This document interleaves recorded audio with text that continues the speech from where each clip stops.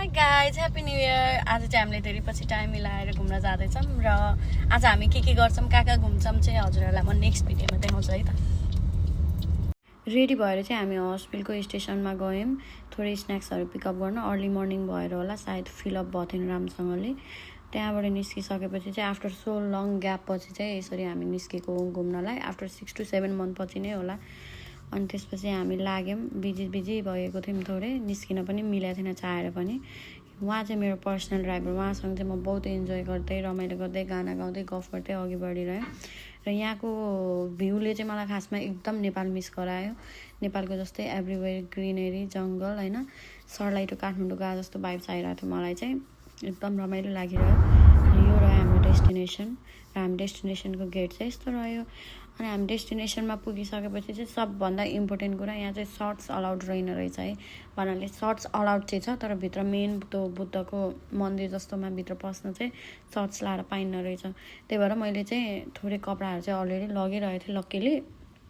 अनि सबै घुमिसकेपछि चाहिँ अनि मैले त्यो मन्दिर छिर्ने बेला चाहिँ कपडा चेन्ज गरेर लङ स्लिप्सहरू लगाएँ। यही मन्दिरमा छिर्नको लागि चाहिँ सर्ट्सहरू अलाउड छैन। अनि त्यसपछि मैले त्यो आफ्नो भिडियोहरू लिएँ। भिडियोहरू लिइसकेपछि म त्यहाँबाट गफ गर्दै इन्जोय गर्दै गएँ।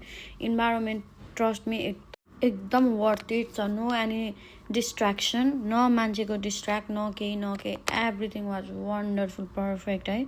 एकदम रमाइलो लागिरहेको थियो मलाई चाहिँ। एकदम नेपालमै छु जस्तो भाइब चाहिँ। त्यो गाउँहरू हुन्छ नि ठेट गाउँहरू जस्तो थियो क्या।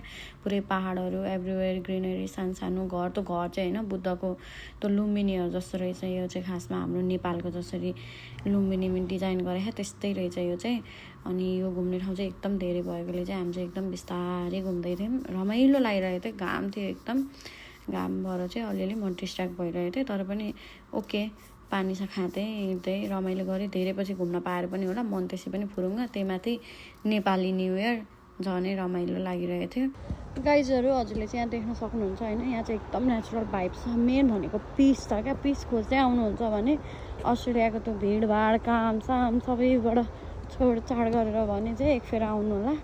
एकदम रमाइलो छ। भित्र त अझ क्यामेरा नट अलाउड भएर मैले क्याप्चर गर्न पाएन। एकदम राम्रो छ त्यहाँ चाहिँ। गाइजहरू यहाँको इन्भाइरोमेन्ट चाहिँ एकदम राम्रो छ। ग्रिनेरी नै ग्रिनेरी होइन, अरूभन्दा पनि पिसफुल छ। भित्र चाहिँ मैले क्यामेराहरू लान नपाएर भित्रको कुराहरू कति क्याप्चर गर्न पाएन। Otherwise this place is mind blowing.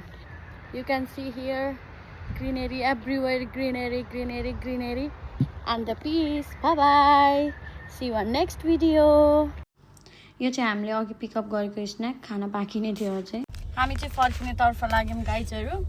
उहाँ चाहिँ मेरो personal driver. Hello have fun guys, happy new year once again. भांडा फोड़ दिया मैंने, छोड़ दिया उसे तोड़ दिया, दिल पे पत्थर रख के मुंह पे मेकअप कर लिया, वो दिल पे पत्थर रख के मुंह पे। मलाई चाहिँ गाडीमा एकदम गीत चाहिन्छ, रमाइलो गर्दै हिँड्नुपर्छ। म एकदम फ्रेस भएको थिएँ। आफ्टर 6 मन्थ निस्केको पनि थिएँ। ओके बाई बाई, भिडियो यहीँ समाप्त भयो। Thank you.